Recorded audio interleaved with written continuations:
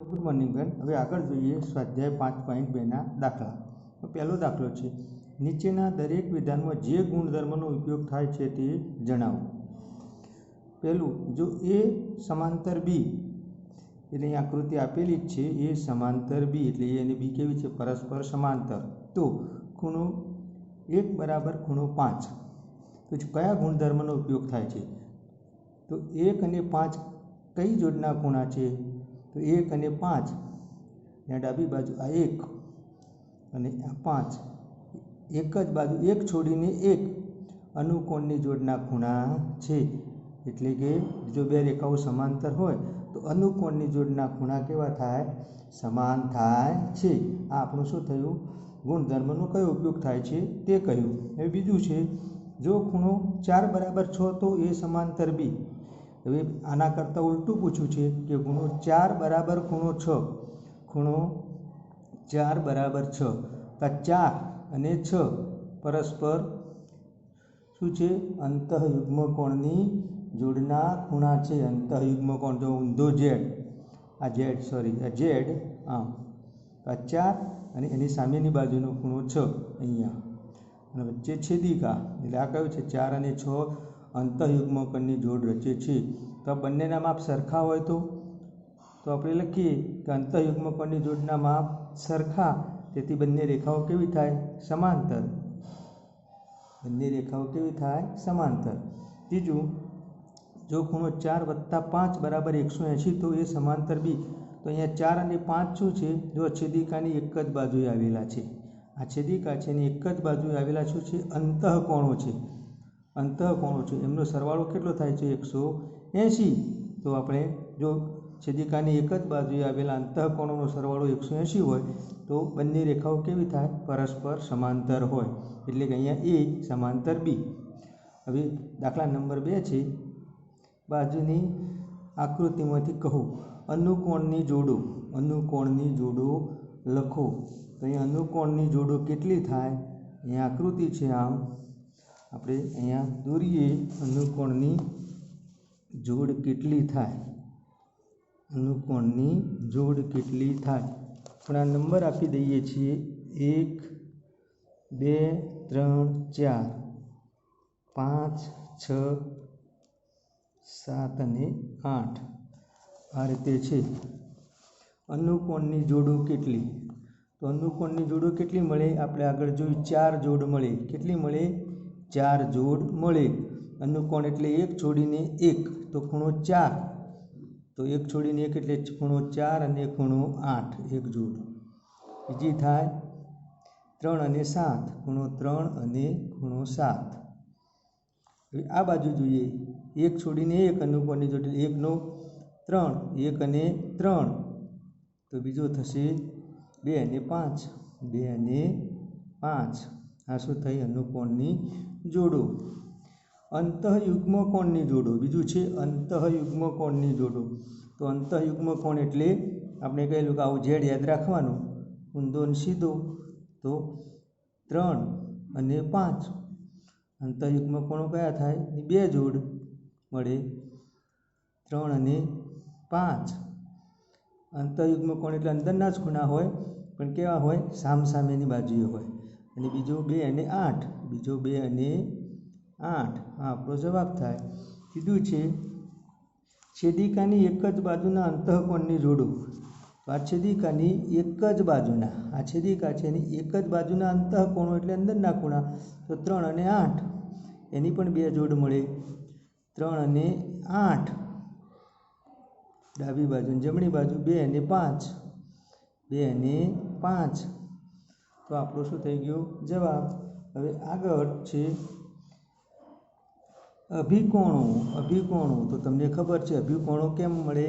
બે રેખાઓ છેદવાથી। તો અહીંયા આ રેખાના આ રેખા ગણીએ તો 7 અને 5, 7 અને 5 ખૂણો, બીજો થાય 8 અને 6, 8 અને 6, તો એવું ઉપર 4 અને 2 ખૂણા નંબર, અને 1 અને ખૂણો 3। તો આ રીતે આપણે જોડી લખી શકીએ। હવે બીજી એક આકૃતિ આપેલ છે બાજુમાં, આકૃતિમાં પી સમાંતર ક્યુ છે, અજ્ઞાત ખૂણાઓ શોધવાના કયા છે? આવી આકૃતિ છે તમારે દાખલા 3માં.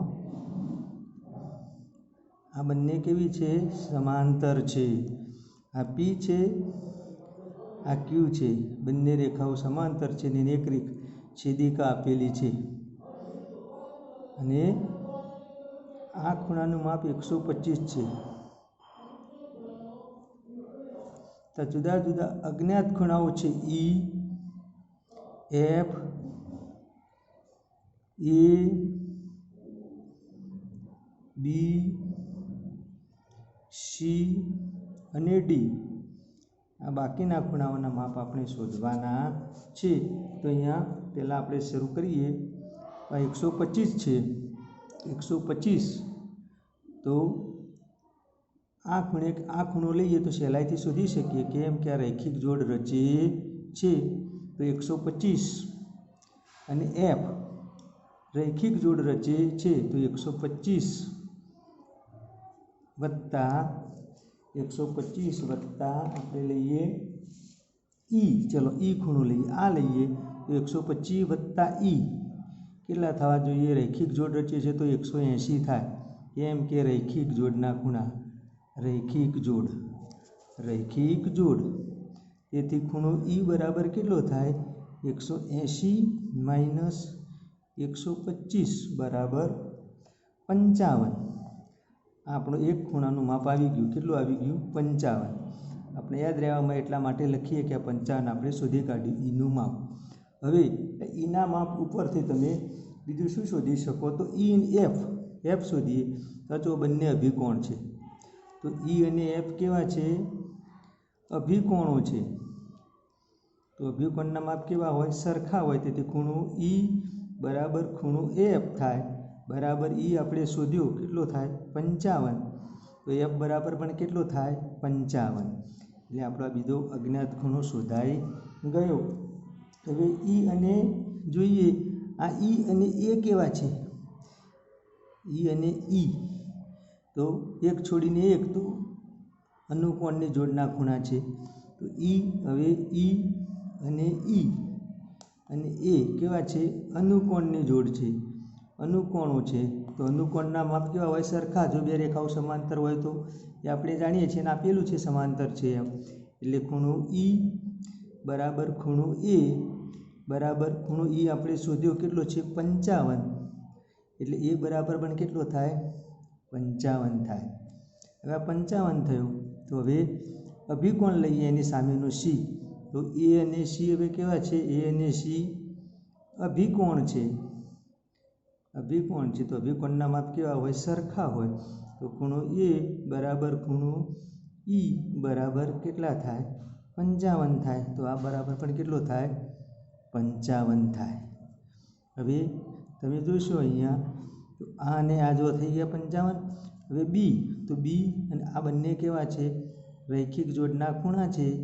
તો બી વત્તા 55 બરાબર 180 થાય. કેમ? એ રૈખિક જોડ છે. રૈખિક જોડના ખૂણા એટલે સરવાળો 180 થાય. તેથી ખૂણો બી બરાબર 180 માઇનસ 55 બરાબર થાય 125. તો આ ખૂણો બી બરાબર કેટલો થાય? 125.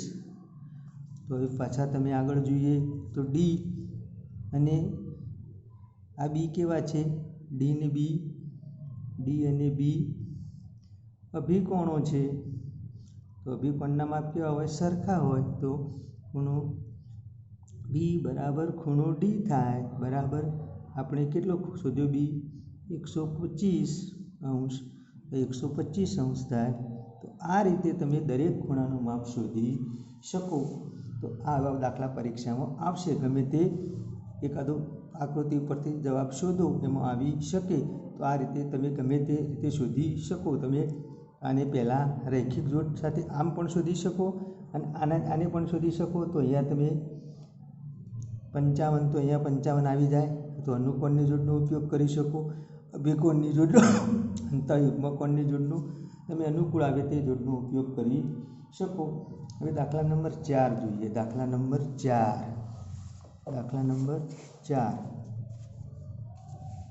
દાખલા નંબર 4 શું છે જોઈએ.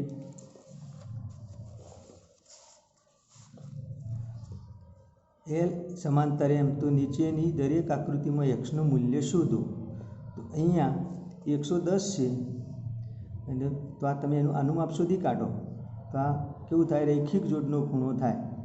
તો 110 વત્તા ખૂણો અજ્ઞાત ખૂણો તમે તો 70 થાય. કેટલો થાય? 70. તો આ બંને કેવા થાય? અંતઃયુગ્મ કોણની જોડ, એટલે આ પણ કેટલું થાય? 70 થાય. એટલે કે અહીંયા ખૂણાનું નામ આપણે એ આપીએ એ.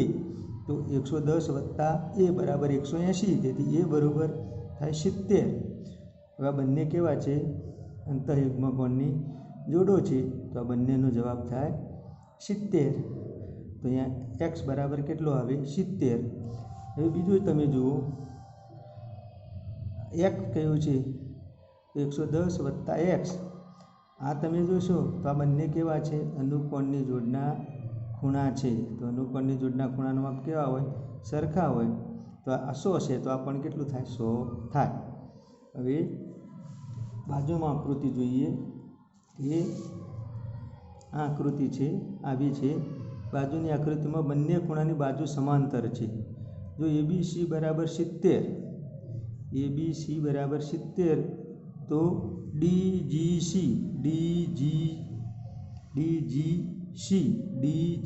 એટલે આ ખૂણો અને બીજો DEF આ ખૂણો શોધો, એવું કહ્યું છે.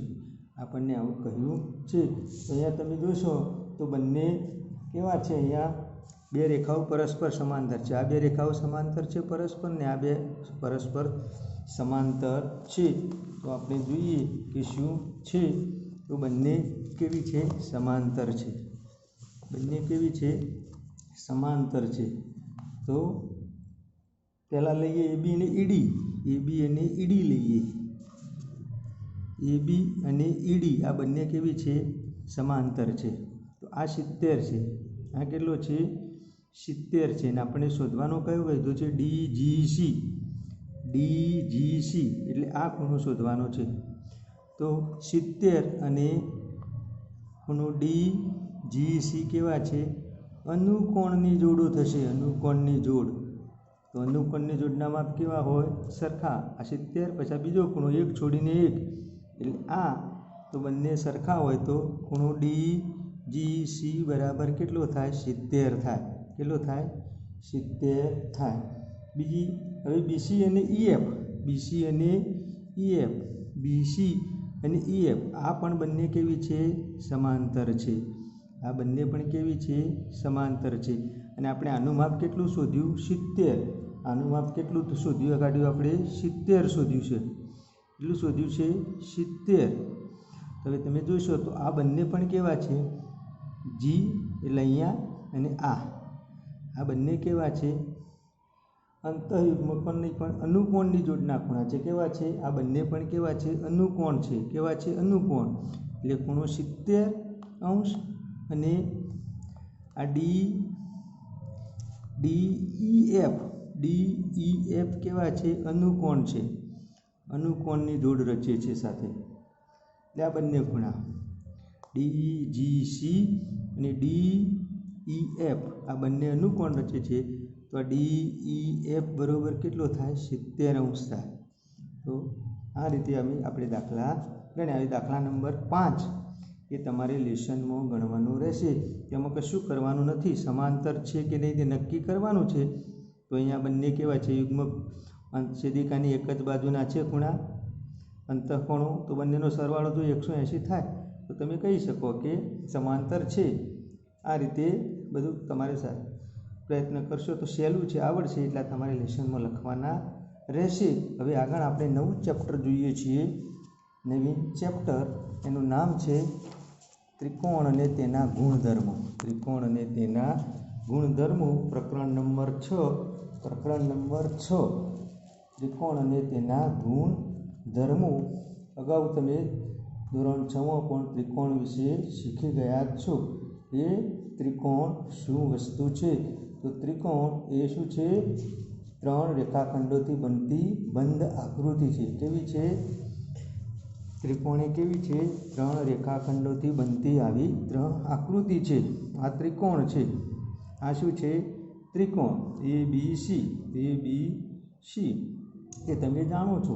તો ત્રિકોણને કેટલા શિરોબિંદુ હોય? 3. 1 2 અને 3 શિરોબિંદુ અને 3 બાજુ હોય. તો 3 શિરોબિંદુ હોય ત્રિકોણને અને બાજુઓ કેટલી હોય? 3. બાજુઓ 3 હોય. અહીંયા ABC ત્રિકોણ છે તો AB બાજુ, BC બાજુ, AB બાજુ એટલે AB રેખાખંડ, BC રેખાખંડ અને CA રેખાખંડ. આ 3 શું થઈ? એની બાજુઓ અને 3 ખૂણાઓ લઈએ તો 3 ખૂણા કયા છે? અહીંયા ખૂણો B એટલે ખૂણો ABC તમે એવું કહી શકો. બીજો ખૂણો C તો તમે આ ખૂણો B એટલે તમે કૌંસમાં ખૂણો B લખો.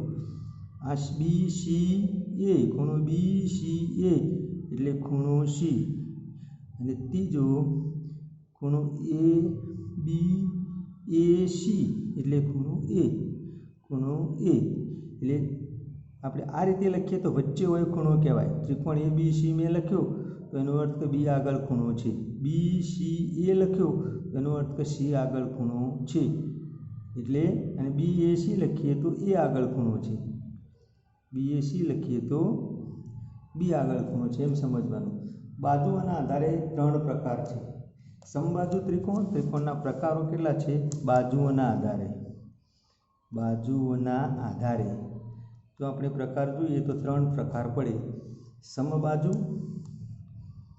ત્રિકોણ, સમદ્વિબાજુ અને વિષમબાજુ.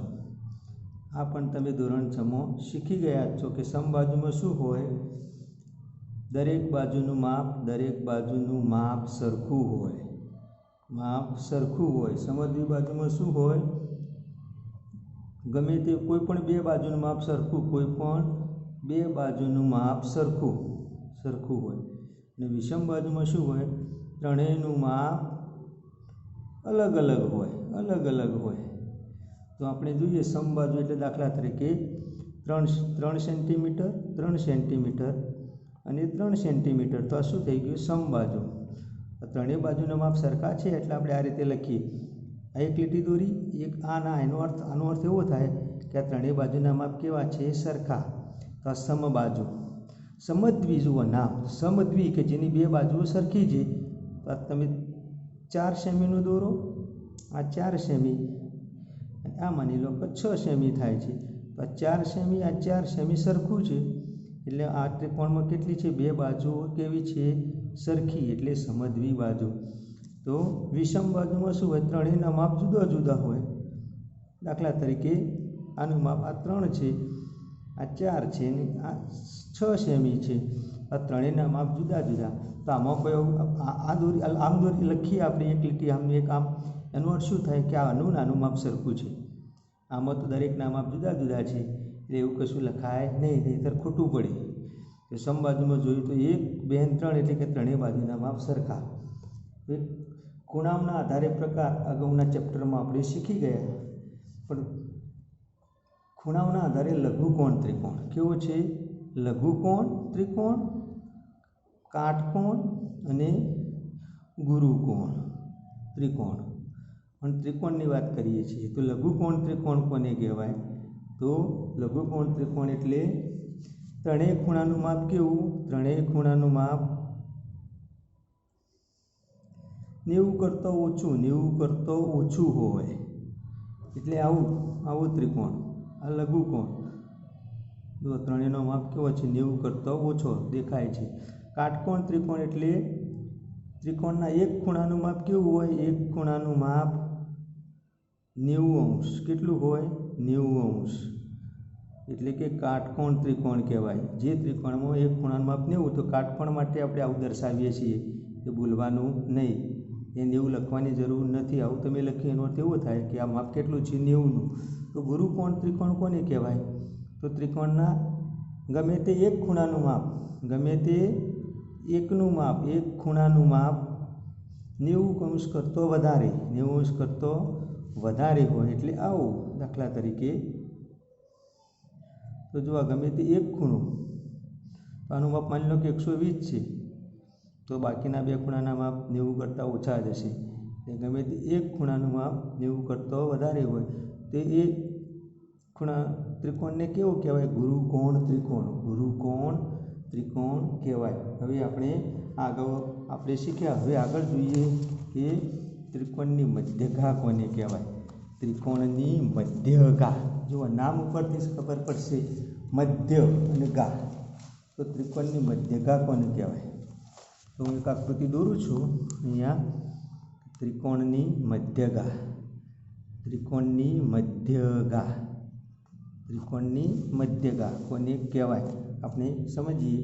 તો ત્રિકોણના કોઈ શિરોબિંદુ અને તેની સામેની બાજુના મધ્યબિંદુ, એટલે કે મેં આવું કોઈ ત્રિકોણ દોર્યો આમ, તો ત્રિકોણના કોઈ શિરોબિંદુ, તો અહીંયા આપણે એ બી ને સી ત્રિકોણ લઈએ, તો ત્રિકોણના કોઈ શિરોબિંદુ એટલે અહીંયા આપણે એ લઈએ, તો એ અને તેની સામેની બાજુ એટલે કઈ થઈ? બીસી ના મધ્યબિંદુ. તો આનું મધ્યબિંદુ કેટલું હોય? બરાબર વચ્ચે, એટલે કે બીસી બરાબર 6 સેમી હોય તો 3 સેમી મધ્યબિંદુ થાય, એમ સમજવાનું. તો બરાબર મધ્યબિંદુને જોડતો રેખાખંડ. તો ત્રિકોણના કોઈ એક શિરોબિંદુ અને સામેની બાજુના મધ્યબિંદુને જોડતો રેખાખંડ, એને કહેવાય ત્રિકોણની મધ્યગા. ત્રિકોણની શું કહેવાય? મધ્યગા. તો મધ્યગા કે આ બંને મધ્યબિંદુ છે ડી, તો બી ને સીનું મધ્યબિંદુ ડી હોય, તો મધ્યબિંદુ આ માપ કેવા હોય? બંને સરખા હોય. કોનું? બીડીનું અને સીડીનું. કેમ કે ડીએ શું છે? આના બે સરખા ભાગ કરીએ છે.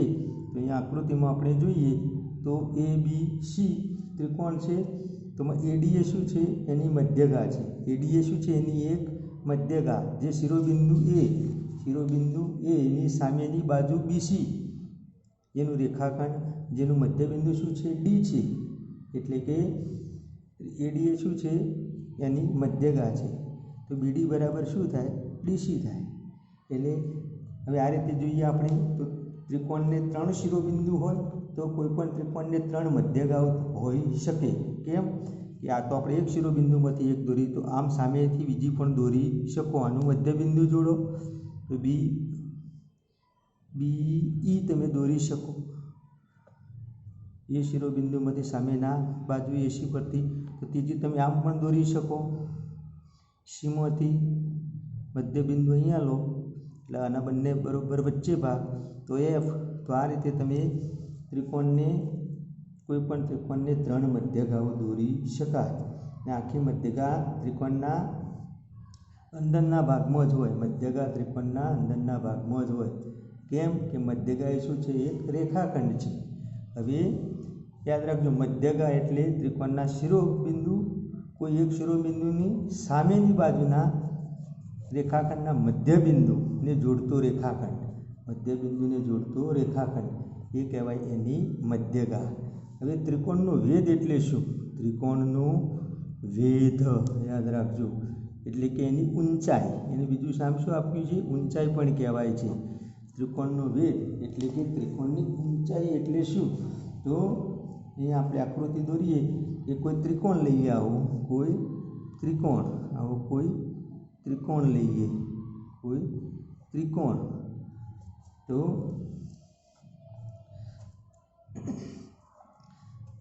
શું છે? વેધ એ શું છે? કોઈ શિરોબિંદુમાંથી સામેની બાજુ. વેધ એ શું છે? કોઈ ત્રિકોણના શિરોબિંદુની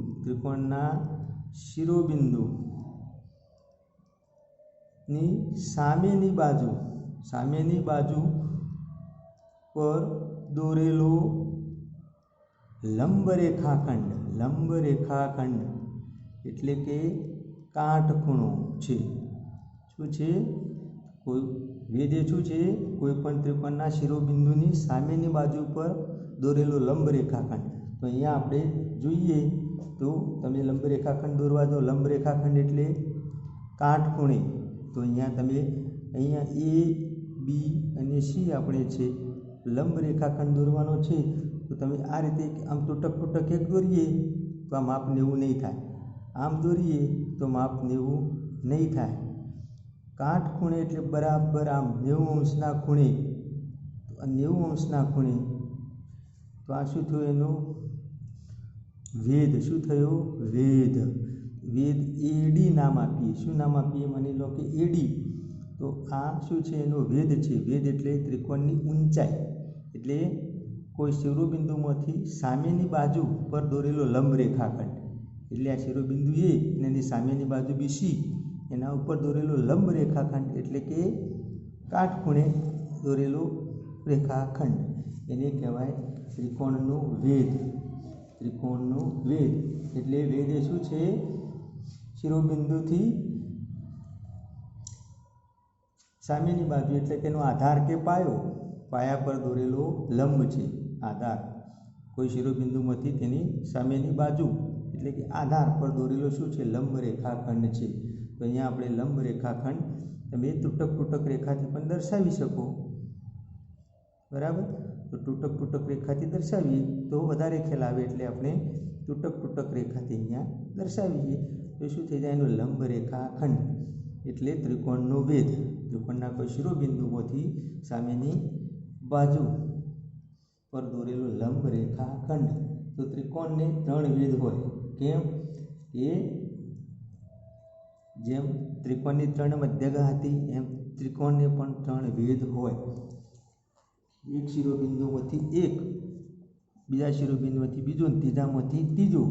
તો આ રીતે તેથી 3 વેધ હોય. હવે તમારે પ્રયત્ન કરો ની અંદર કેટલાક દાખલા છે એનું જોઈએ. આપણે ઝડપથી સમજીએ કે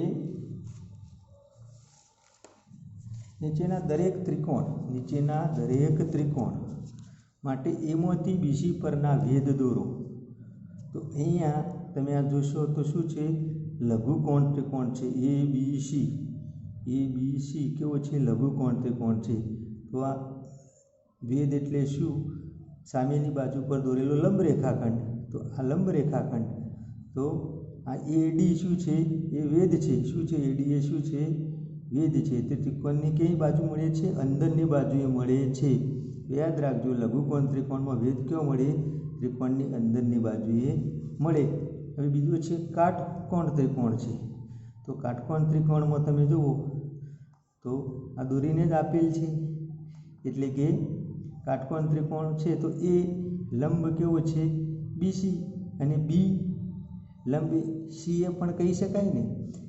એ લંબ BC અને આમ હોય તો તમે નથી કહેવાના B લંબ AC. એટલે શું છે? BC અને CA બે શું છે? વેધ. એટલે કે કાટકોણ ત્રિકોણમાં કાટખૂણો બનાવતી 2 બાજુઓ એ શું છે? એના વેધ છે. યાદ રાખજો, કાટકોણ ત્રિકોણમાં કાટખૂણો બનાવતી 2 બાજુઓ શું છે? ત્રિકોણના વેધ છે. એટલે આ પણ વેધ કહેવાય અને આ પણ વેધ કહેવાય. બંનેમાંથી તમે ગમે તેને વેધ કહી શકો. જેમ અહીંયા એક દોરેલું હતું તો આ, અહીંયા તો આમ છે. હવે ગુરુકોણ ત્રિકોણ. તો આ ગુરુકોણ ત્રિકોણ છે. એમાં એક ખૂણાનું માપ 90 કરતાં વધારે છે આનું. તો અહીંયા તમે ગુરુકોણ ત્રિકોણ માટે જો વેધ દોરવા જાઓ તો આમ દોરવા જાઓ તો કાટખૂણો કોઈ દિવસ બને નહીં.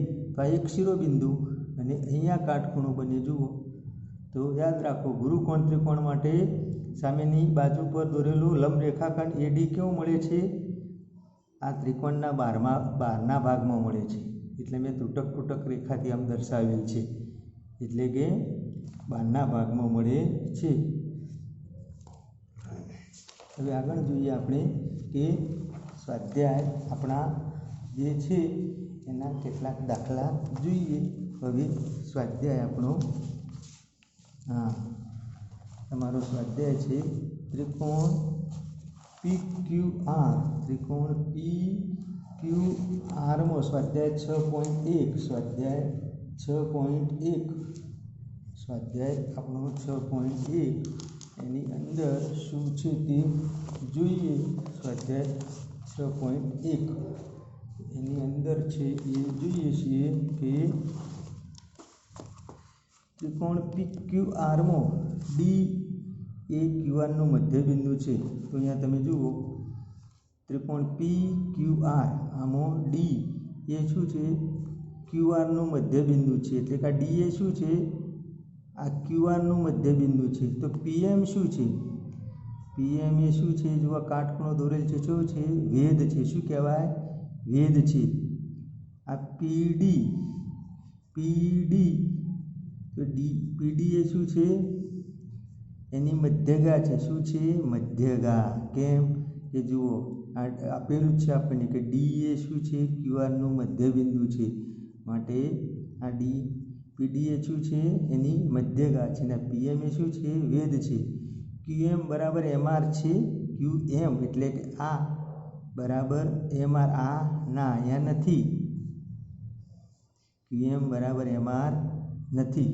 હવે આકૃતિ દોરવાની કહીએ છીએ આપણે. જોઈએ શું છે?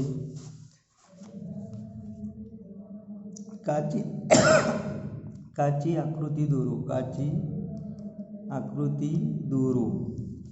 ત્રિકોણ એબીસીમાં